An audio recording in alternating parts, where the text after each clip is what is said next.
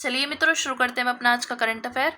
देखते हैं हमारी आज की जितनी भी महत्वपूर्ण खबरें हैं सभी पे विस्तार से चर्चा और विश्लेषण करते हैं।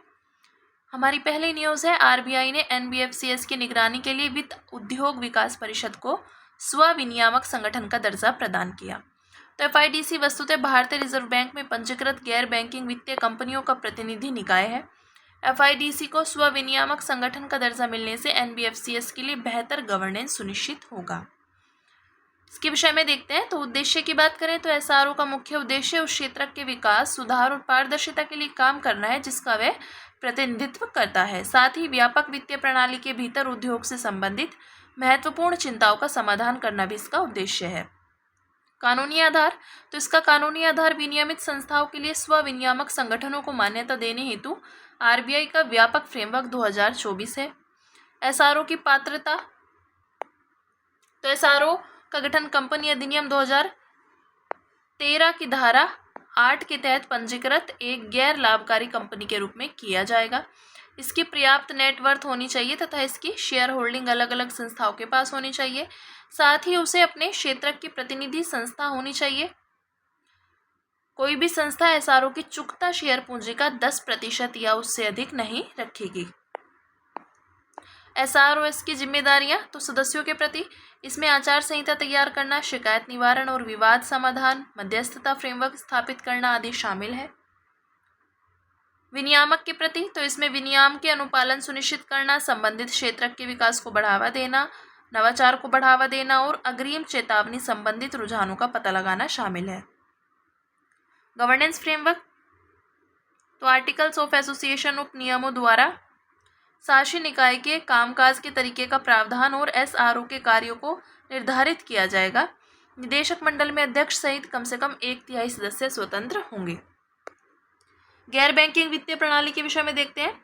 तो यह कंपनी अधिनियम 1956 या कंपनी अधिनियम 2013 के तहत पंजीकृत है। कार्य की बात करें तो ऋण देने की गतिविधियों में संलग्न होना, सरकारी या स्थानीय प्राधिकरण द्वारा जारी शेयरों, स्टॉक्स, बॉन्ड्स, डिबेंचर, प्रतिभूतियों का अधिग्रहण करना आदि। किंतु उनमें ऐसी कोई संस्था शामिल नहीं है जिनका मूल कारोबार कृषि कार्य या औद्योगिक गतिविधि, किसी वस्तु की खरीद बिक्री यानी प्रतिभूतियों के अलावा अथवा कोई सेवा प्रदान करना तथा अचल संपत्ति की खरीद बिक्री निर्माण है। बैंकों के विपरीत एनबीएफसी देय जमा राशियां स्वीकार नहीं कर सकती है। यह केवल सावधि जमा राशियां स्वीकार कर सकती है। ये भुगतान और निपटान प्रणाली का हिस्सा नहीं है। ये अपने ग्राहकों को चेक जारी नहीं कर सकती। स्थिति 2024 तक के आंकड़ों के अनुसार आरबीआई ने 9000 से अधिक एनबीएफसीएस पंजीकृत है। फिर नेक्स्ट न्यूज़ है, केंद्र सरकार ने 100 आकांक्षी कृषि जिलों की पहचान की। तो 29 राज्यों और केंद्र शासित प्रदेशों में अवस्थित इन जिलों को प्रधानमंत्री धन धान्य कृषि योजना के तहत विकसित किया जाएगा। आकांक्षी कृषि जिलों की पहचान 3 प्रमुख कारकों के आधार पर की गई है: निम्न उत्पादकता, कम फसल गहनता और औसत से कम ऋण पहुंच। सरकार ने चयनित जिलों में योजना के क्रियान्वयन की निगरानी के लिए 100 केंद्रीय नोडल अधिकारी भी नियुक्त किए हैं। योजनाओं के प्रभावी नियोजन, कार्यान्वयन और निगरानी के लिए जिला, राज्य एवं राष्ट्रीय स्तर पर समितियों का गठन किया जाएगा। प्रधानमंत्री धन धान्य कृषि योजना के विषय में देखते हैं। तो यह योजना नीति आयोग के आकांक्षी जिला कार्यक्रम से प्रेरित है, जिसका उद्देश्य देश के 112 सबसे पिछड़े जिलों का विकास करना है। अवधि तो 6 वर्ष 2025-26 से प्रारंभ। योजना अभिसरण, तो यह योजना 100 कृषि जिलों में 11 मंत्रालयों की 36 केंद्रीय योजनाओं की संतृप्ति यानी पूर्ण कार्यान्वयन आधारित अभिसरण सुनिश्चित करेगी। भौगोलिक समावेशन, तो प्रत्येक राज्य केंद्र शासित प्रदेश में चयनित जिलों की संख्या निवल फसली क्षेत्र और परिचालनात्मक भूमि जोतों के अनुपात पर आधारित होगी। हालांकि प्रत्येक राज्य से कम एक जिले का चयन किया जाएगा। जिला स्तरीय नियोजन, तो प्रत्येक चयनित जिले में जिला धन धान्य कृषि योजना समिति बनाई जाएगी। इसकी अध्यक्षता जिला कलेक्टर या ग्राम पंचायत करेगी। यह समिति जिले की कृषि एवं संबद्ध गतिविधियों की योजना तैयार करेगी। प्रगति की निगरानी, तो प्रत्येक धन धान्य जिले की प्रगति को 117 प्रमुख प्रदर्शन संकेतकों के माध्यम से केंद्रीय मॉनिटरिंग डैशबोर्ड पर ट्रैक किया जाएगा। पीएमडीडीकेवाई के 5 मुख्य उद्देश्य, तो कृषि उत्पादकता में वृद्धि करना, फसल विविधीकरण और संधारणीय कृषि पद्धतियों को प्रोत्साहन देना, पंचायत और ब्लॉक स्तर पर फसल कटाई के बाद भंडारण क्षमता को बढ़ाना, सिंचाई अवसंरचना में सुधार करके विश्वसनीयता जल उपलब्धता सुनिश्चित करना, किसानों को अल्पकालिक और दीर्घकालिक कृषि ऋण तक आसानी से पहुंच उपलब्ध कराना। फिर नेक्स्ट न्यूज़ है हमारी, आरबीआई ने रुपए के अंतर्राष्ट्रीयकरण को बढ़ावा देने के उपायों की घोषणा की। तो आरबीआई ने भारतीय रुपए के अंतर्राष्ट्रीयकरण को बढ़ावा देने के लिए नए उपायों की घोषणा की है। इससे व्यापार और निवेश के नए अवसर मिलेंगे। रुपए के अंतर्राष्ट्रीयकरण का अर्थ है कि भारतीय रुपए को वैश्विक व्यापार और वित्तीय लेन देन के लिए उपयोग किया जा सकेगा।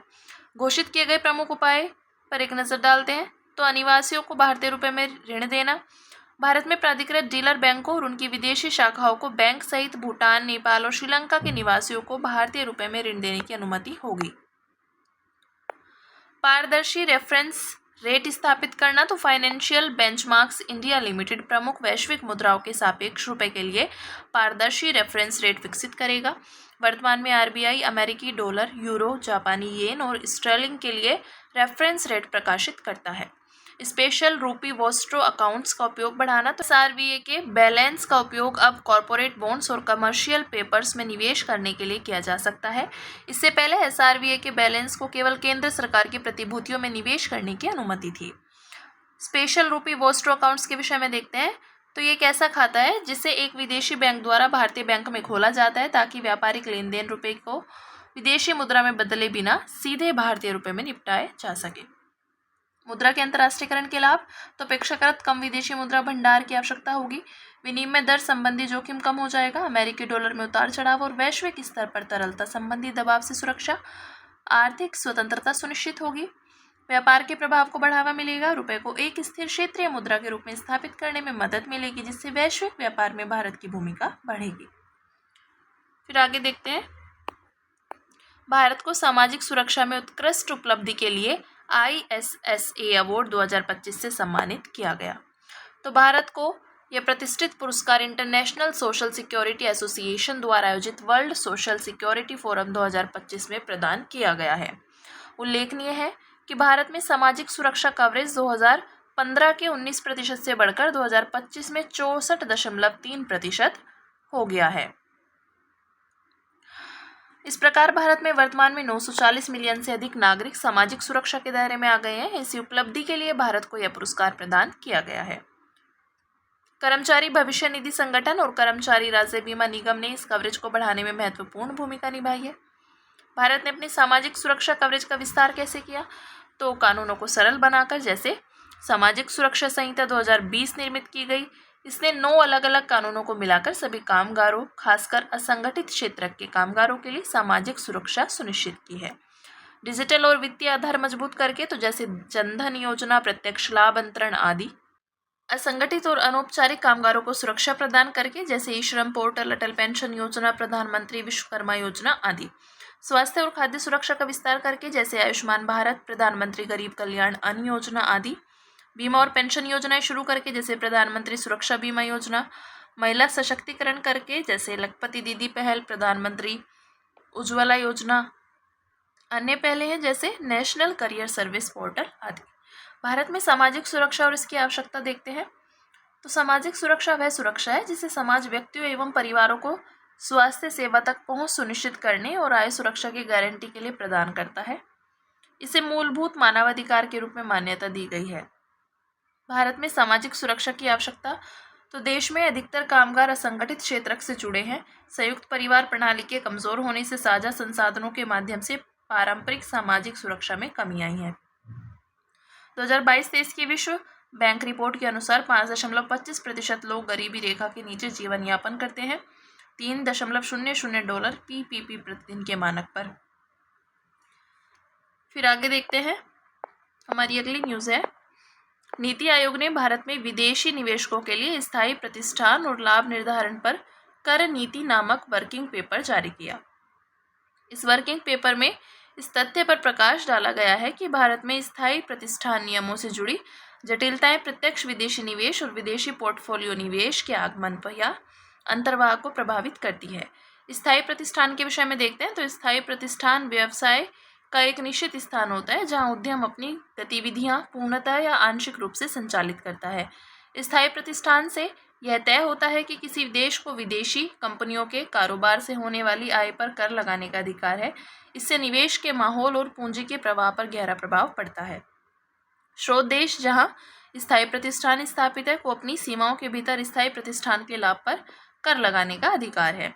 भारत में आयकर अधिनियम 1961 में स्थायी प्रतिष्ठान के निर्धारण के लिए कारोबारी संबंध पद का प्रयोग किया गया है और स्थायी प्रतिष्ठान की विशिष्ट परिभाषाएं मुख्य रूप से दोहरे कराधान से बचाव समझौतों में मौजूद है। भारत ने महत्वपूर्ण आर्थिक उपस्थिति मानदंड लागू करके स्थायी प्रतिष्ठान की परिभाषा का विस्तार किया है ताकि उन डिजिटल कारोबार पर कर लगाया जा सके जिनकी भारत में भौतिक उपस्थिति नहीं है। स्थायी प्रतिष्ठान नियमों से संबंधित मुद्दे तो परिभाषा के मामले में स्पष्टता के कारण निम्नलिखित समस्याएं देखी जाती हैं। कर संबंधी जोखिम, अनुपालन संबंधी बोझ, कर प्राधिकारियों और कंपनियों के बीच लाभ निर्धारण को लेकर अलग अलग नजरिया, आर्म्स लेंथ सिद्धांत का मिश्रित उपयोग आदि। वर्किंग पेपर में की गई प्रमुख सिफारिशें देखते हैं। तो वैकल्पिक प्रकल्पित कराधान योजना लागू करना। तो कराधान के लिए उचित लाभ दर को पहले से निर्धारित करना चाहिए। इससे करदाताओं और कर प्राधिकारियों को निश्चितता प्रदान की जा सकती है।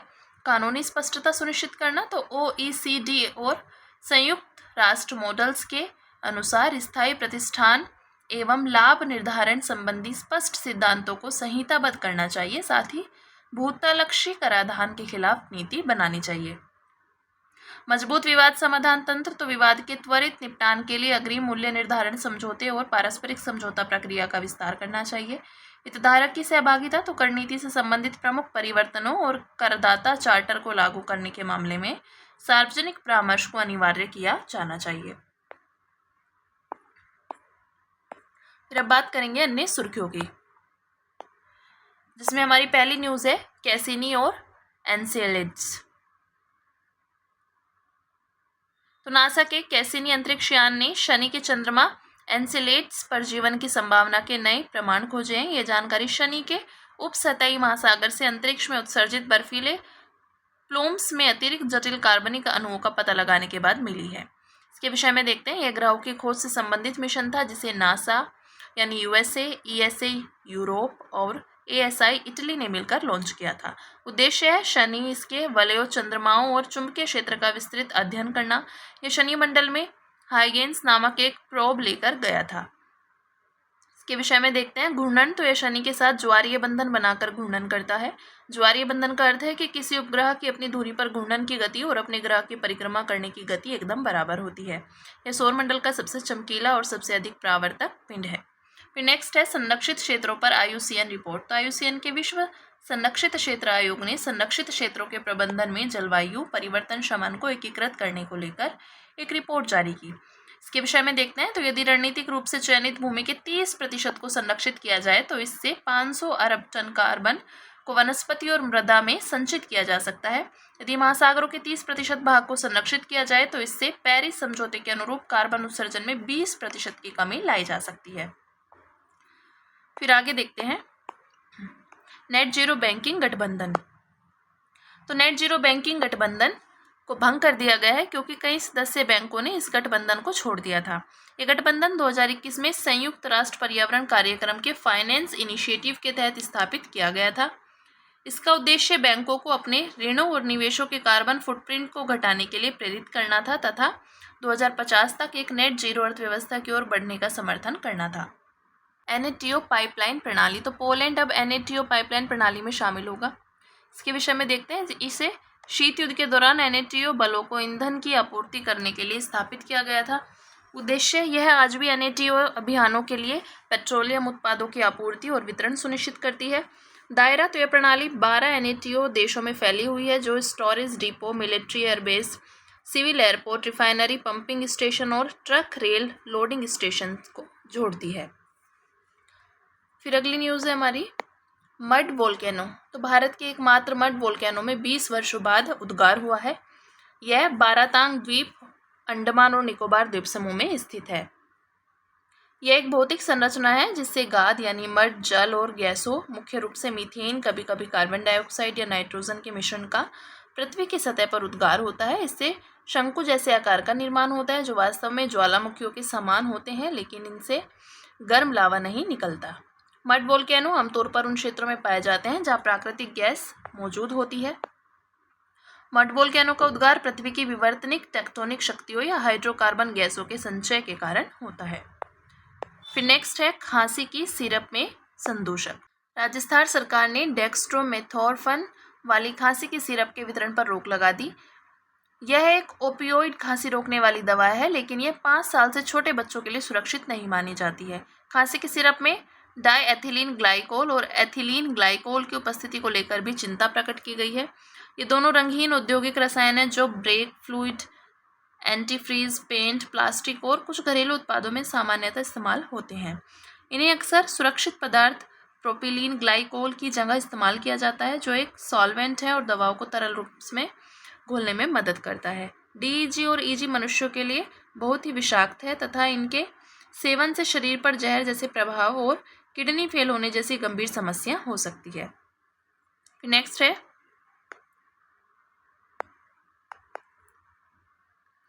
Stable coin. तो वित्त मंत्री ने कहा कि स्टेबल कॉइन्स जैसे नवाचारों ने धन और पूंजी प्रवाह के परिदृश्य को बदल दिया है। अब देशों को नई मौद्रिक संरचना के अनुसार स्वयं को ढालना होगा, नहीं तो वे कई तरह के लाभों से वंचित हो सकते हैं। इसके विषय में देखते हैं। तो स्टेबल कॉइन्स ऐसी क्रिप्टो करेंसी होती है जो स्थिर यानी स्टेबल परिसंपत्तियों से जुड़ी होती है, जैसे कि फिएट मुद्राएं जैसे यूएस डॉलर, मुद्राओं का समूह या कीमती धातुएं। महत्व देखते हैं इसका। तो ये सामान्य क्रिप्टो करेंसी जैसे बिटकॉइन की तुलना में अधिक स्थिर होती है ताकि उतार चढ़ाव को कम किया जा सके। इनका लेन देन आसान और तीव्र होता है, खासकर सीमा पार धन की आवाजाही के लिए।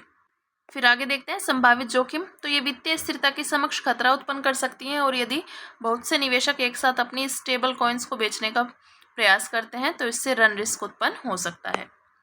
फिर वंदे मातरम। तो केंद्र सरकार ने राष्ट्रगीत वंदे मातरम की 150वीं वर्षगांठ पूरे देश में मनाने की घोषणा की। इसकी उत्पत्ति जो है वो बंकिम चंद्र चटर्जी ने संस्कृत में रचना की थी और इसे पहली बार आनंद मठ यानी 1882 में उपन्यास में प्रकाशित किया गया था। 24 जनवरी 1950 को इसे राष्ट्रगान यानी जनगण मन के बराबर दर्जा दिया गया। जनगण मन मूल रूप से रविंद्रनाथ टैगोर द्वारा बंगाली भाषा में रचा गया था। 24 जनवरी 1950 को संविधान सभा ने इसे हिंदी संस्करण के रूप में अपनाया था। थीम यानी विषय। तो यह गीत भारत माता को समर्पित है तथा भक्ति, साहस और एकता की भावना को प्रेरित करता है। इसे रविंद्रनाथ टैगोर ने 1896 में भारतीय राष्ट्रीय कांग्रेस के वार्षिक अधिवेशन में गाया था। फिर अगली न्यूज़ आदिवासी ग्राम विजन 2030 घोषणा पत्र।